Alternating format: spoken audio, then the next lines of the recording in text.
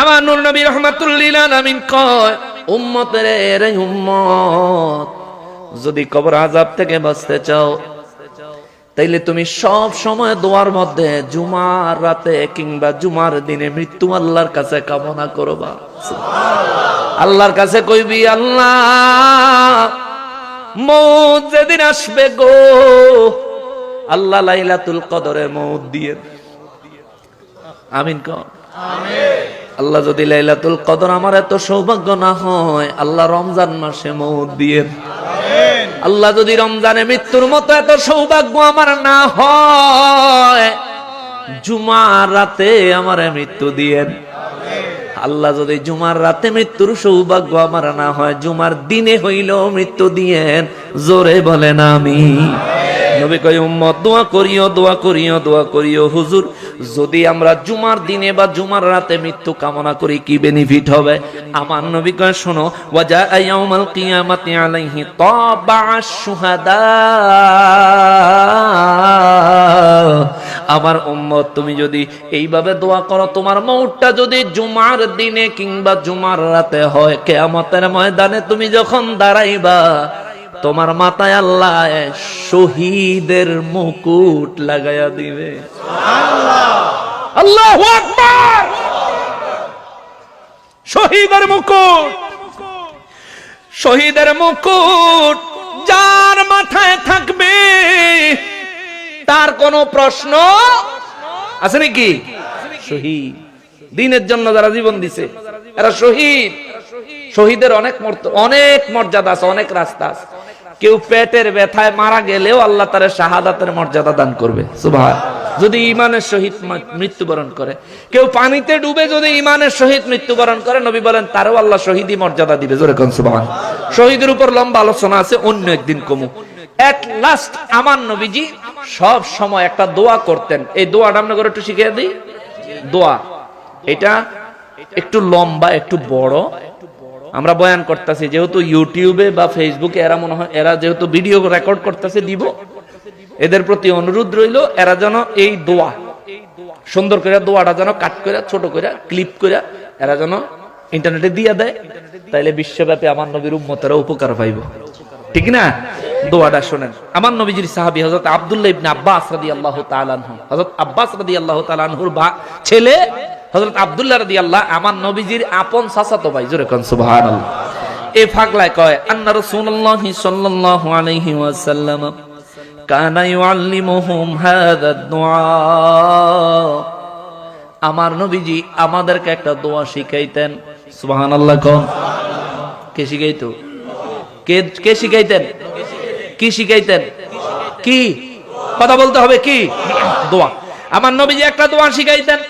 কামা ইউআল্লিমুহুমুস সূরাতাম মিনাল কুরআন। কুরআনুল কারীমের তেলাওয়াত, কুরআনুল কারীমের সূরা আমার নবীজি যেমন গুরুত্ব দিয়ে শিখাইতেন, তেমন গুরুত্ব দিয়ে আমার নবীজি আমাদেরকে একটা দোয়া শিখাইতেন।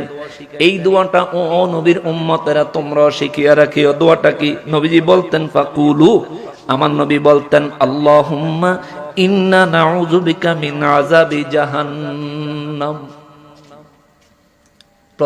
প্রথম অংশ আল্লাহুম্মা বলেন, আল্লাহুম্মা আল্লাহুম্মা ইন্না নাউযু বিকা মিন আযাবি জাহান্নাম। এরপরে নবী বলতেন, ওয়া আউযু বিকা মিন আযাবিল কবরি ওয়া আউযু বিকা মিন ফিতনাতিল মাসিহিদ দাজ্জাল। মিন ফিতনাতি মাসিহিদ দাজ্জাল ওয়া আউযু বিকা মিন ফিতনাতি আল মাহইয়া ওয়াল মামাত।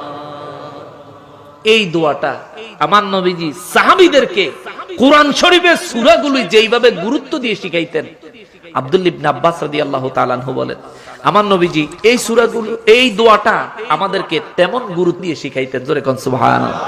এই দোয়াটা আমরা ইন্টারনেটে কেটে দেওয়ার চেষ্টা করব, আপনারা এটা শিখে নেবেন সেখান থেকে। সাহাবায়ে কেরাম সূরা তাওবার 101 নম্বর আয়াত আলোচনা করতেছিলাম, মনে আছে নি? মনে আছে? আল্লাহ কইছে মুনাফিক গরে কয় রকম শাস্তি দিব? কয়বার? 2বার শাস্তি দিব। সাহাবীরা কয় দুইবার কেমনে?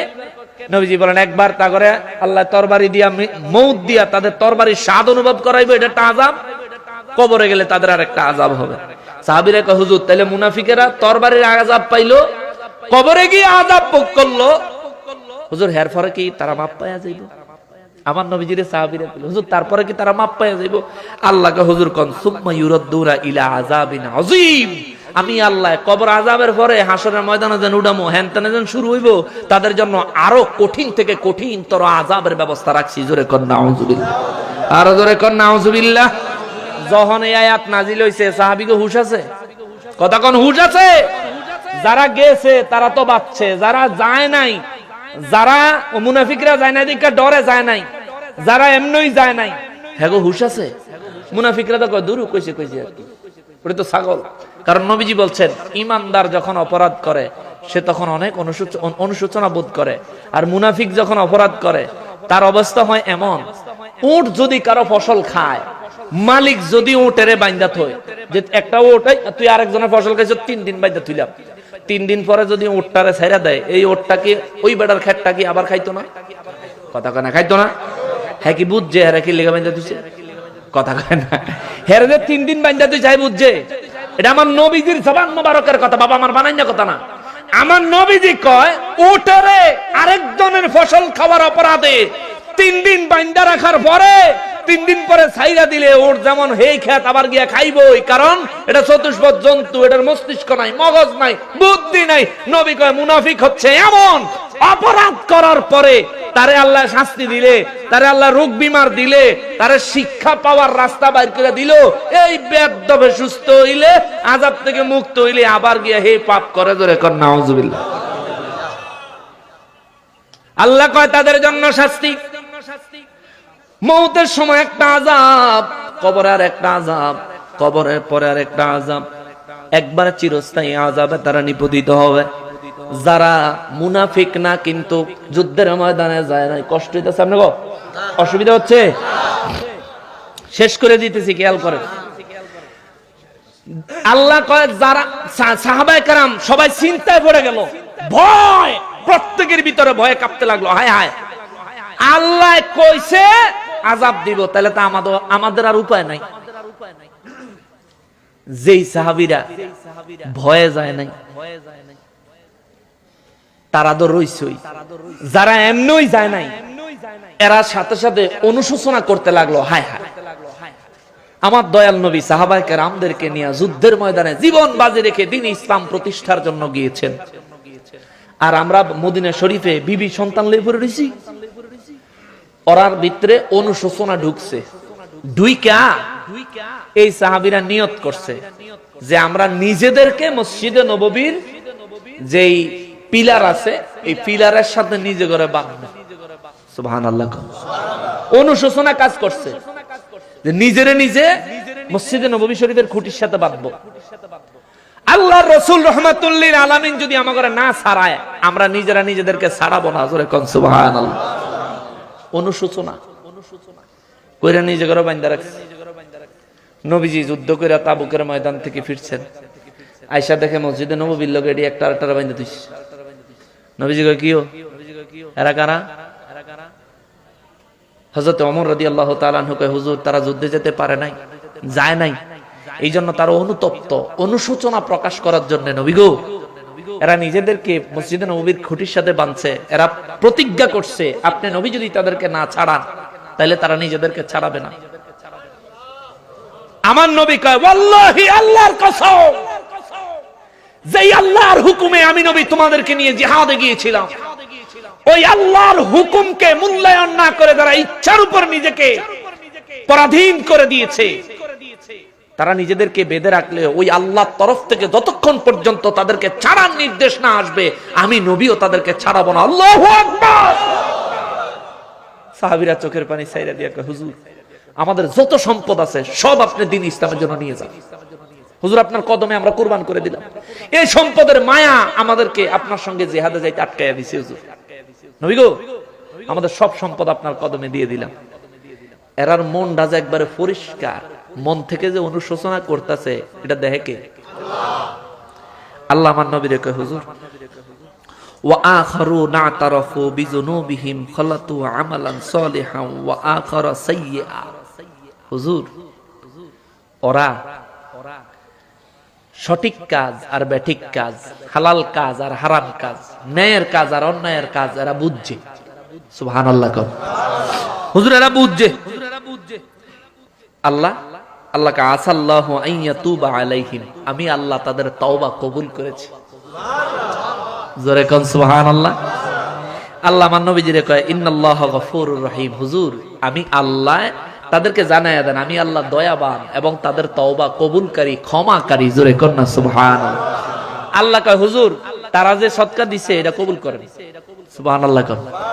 ওই যে কইছে আমাকে সব নিয়ে যান, নবীজির আল্লাহ কয় তারা যেহেতু দিছে কবুল করেন। আমার নবীজি কয় আল্লাহ যদি সব লইয়া যায় এই পাগলটি খাইব কি? সুবহানাল্লাহ কোন। আল্লাহ ওরা তো দিছে, আপনি তো কবুল করছেন, যদি সব লইয়া যায় ওরা বাঁচবো কেমনে? আল্লাহ কেমনে বাঁচবো? আল্লাহ কয় তাইলে একটা কাম করেন। আল্লাহ কি করব? আল্লাহ কয় সমস্ত সম্পত্তির হিসাব করে শতকরা 2.5 টাকা যাকাতের হিসাব ফালাইয়া দেন। সুবহানাল্লাহ। তারা যেন দিছে এই কথাও থাক, সব যেন দিছে এই কথাও থাক, আপনি যেন নিছেন এই কথাও থাক, তাকে সব যেন আমি আল্লাহ কবুল করছি এই কথাও থাক। সুবহানাল্লাহ। সব কথা রাখলাম। তাদের থেকে যাকাত আমার নবীজি আদায় করলেন, যাকাত হিসেবে আমার নবীজি আদায় করলেন তাবুকের যুদ্ধে। এরপরে দিয়া এই যুদ্ধের অনেক সুন্দর বর্ণনা আছে, আজকে আর ওদিকে গেলাম না। তবে আজকের আলোচনার বিষয় ছিল বাতিল ফেরকার বিষয়টা উল্লেখ করা মূলত, এই জন্য মুনাফিকের আয়াতটা ধরছি।